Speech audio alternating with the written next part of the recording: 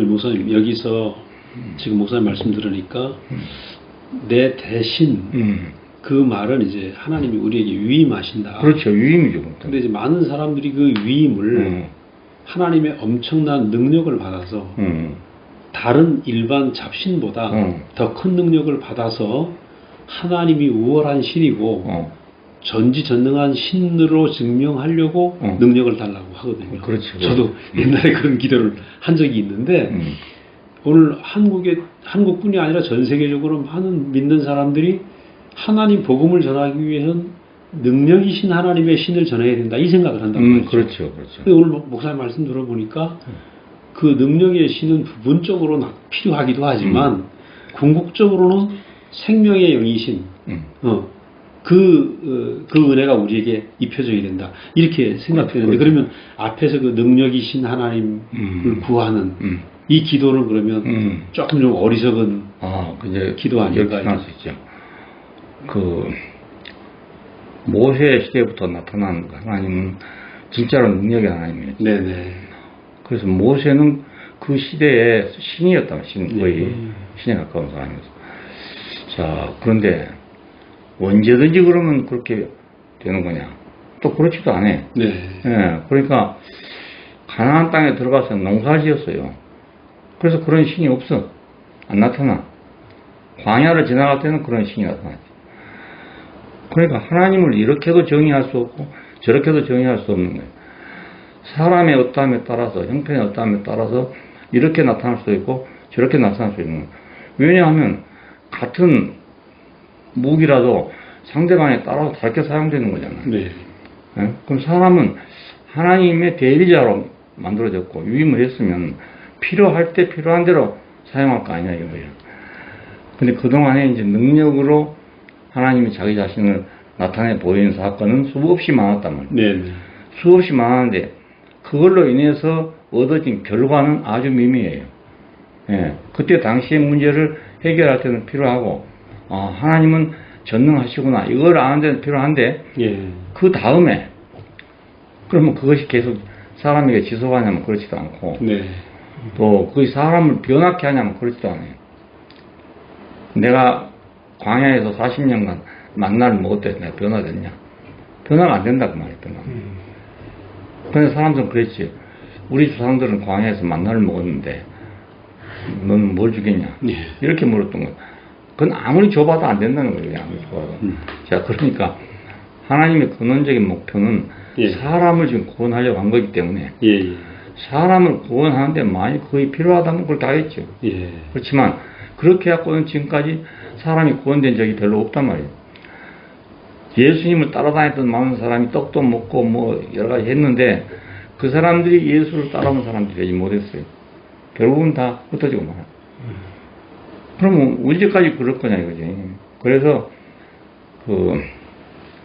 새 언약을 선포했던 예레미야는 내가 이스라엘 측으로 새 언약을 주겠다. 새 언약.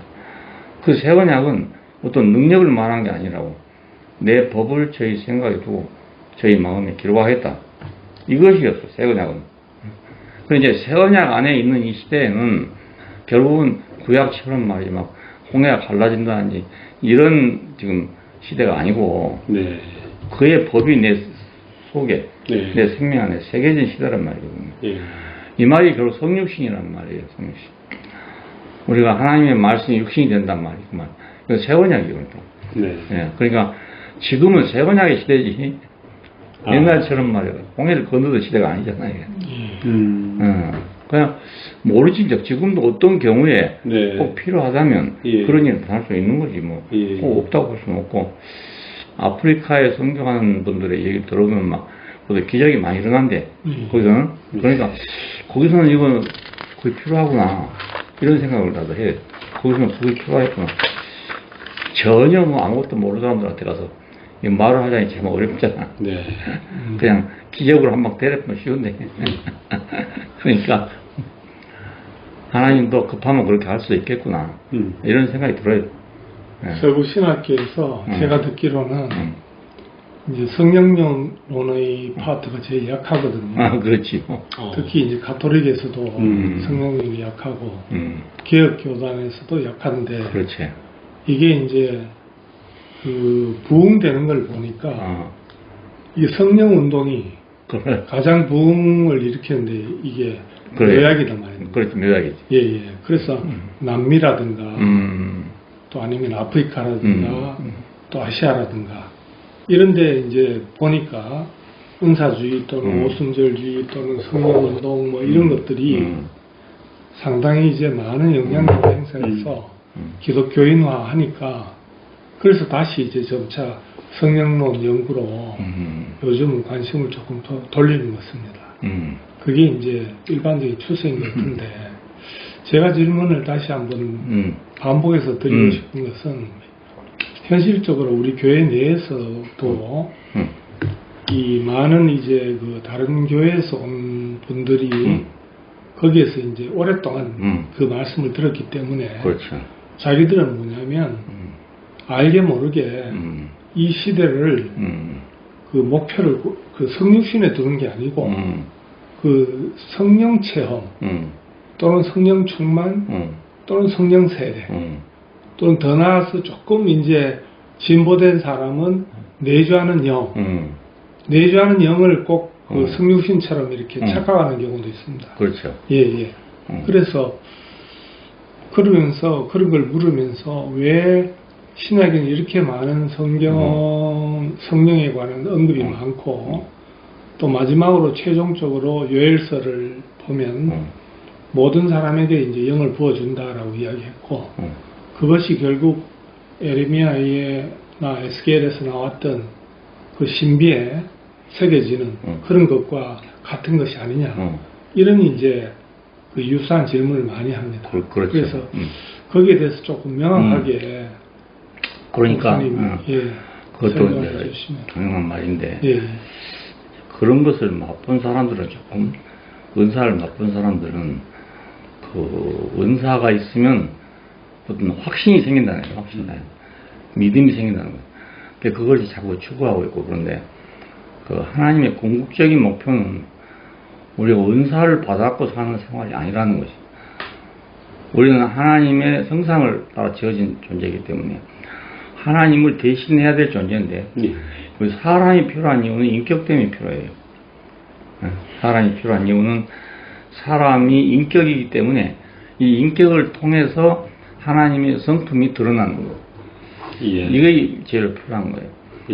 그 일시적으로 어떤 일을 위해서 뭐 능력도 필요한 거고 다 한 거지. 우리가 집을 짓을 때는 기술이 있어야 집을 짓잖아. 근데 목표는 어디냐면 사람이 살기 위한 거잖아요. 그냥 집만 짓는 기술이 필요한 게 아니고 사람이 살기 위해서. 그래서 사람이 살기 위해서 필요한 집을 짓지만 궁극적으로는 사람이 살기 위한 것이듯이 하나님께서도 사람을 지으신 이유는 자기가 우리 안에 살기 위한 것이고 우리와 함께 살기 위한 것이에요. 자, 그런데 이 은사나 이런 데 이제 빠지게 되면은 이거 관심이 없어. 그 은사에만 관심이. 내가 여러 사람과 이 얘기를 해보니까 그 은사를 받고 이런 사람 참 처음에 보면 굉장히 순진해요. 말을 해보면 아주 순진해. 교리적인 사람보다 아주 순진해. 근데 조금 가다가 인격적인 문제에 들어오면 머리 아프다고 그래. 머리 아프다고. 그 말을 못 듣는 거라. 그래. 저거 이상하네. 어떻게 말하면 이 마귀가 왔나? 알 정도란 말이지. 아니 머리 아프다고 그래. 난 몇 사람 대해봤는데 그래 결국 거기 오면 더 이상 못하는 거예요. 더 이상 우리가 하나님을 믿는 데까지는 필요할 수도 있어요. 아 하나님이 있다. 이건 믿는 데까지는 필요할 수 있는데 그렇게 믿어갖고는 예수를 끝까지 따라갈 수가 없어요. 그 사람들이 다 모두 버리고 갔으니까. 그런 건 날마다 본 사람들이 말이에요. 다 버리고 갔잖아요. 그러니까 하나님의 목적이 어디 있는가를 모르고 우리가 하나님을 믿으면 하나님만 피곤하게 하는 일이지 결국. 하나님의 목적하고 관계 없는 일을 하니까. 야, 우리가 예를 들어 병을 고친다든지 뭐 일을 해서 경통한다든지 하는 일들은 다 우리한테 필요한 일들이에요. 하나님하고 관계된 일이 아니고. 그렇죠. 그러니까 이제 성령 안 받아도 일 잘하는 사람도 있고 성공한 사람도 있고 뭐 예수 안 믿어도 뭐 이병철 씨가 예수 믿어갖고 저랬어요. 자 그러니까 그 세상의 일은 우리 일이 인간의 일이에요, 인간의 일. 예. 하나님의 목표는 그게 아니고 네. 사람과 하나님이 연합해서 그 한 성품을 드러내는 것, 네. 한 생명을 드러내는 것. 이거의 목적이라는 걸 알게 된다면 이제 다른데 관심 안 가질 건데 이건 시시하게 보이고 막 팍 불일어나는 건 크게 보이니까 사람들이 그걸 쫓아가는 거라고. 나도 그래서 그 쫓아갔어. 한참 몇 년간 쫓아다녔는데 아무리 해도 안 돼가지고 나는 못하고 말하는데 그래도 마음속에 항상 그 좀 미련이 남아있었거든요. 네. 그 내가 사람이 하나님께 필요하다는 걸 알고 나서 싹 없어졌어. 네. 하나님에게 내가 뭐 그런 능력을 행하는 게 필요한 게 아니고 사람됨이 필요하구나. 그러니까 뭐 싹 없어요. 예. 뭐 그 사람 해도 좋고 나는 뭐 한다고 잘못한 것도 아니고 하려면 얼마든지 해라 이긴 아닌데 그 빗나간 거다 결국 이제 써먹을 데 없죠. 그냥 뭐 얼른 전도할 때는 필요할지 모르는데 예. 하나님의 어떤 궁극적인 목적하고 뭐 이게 안 된다 뭐.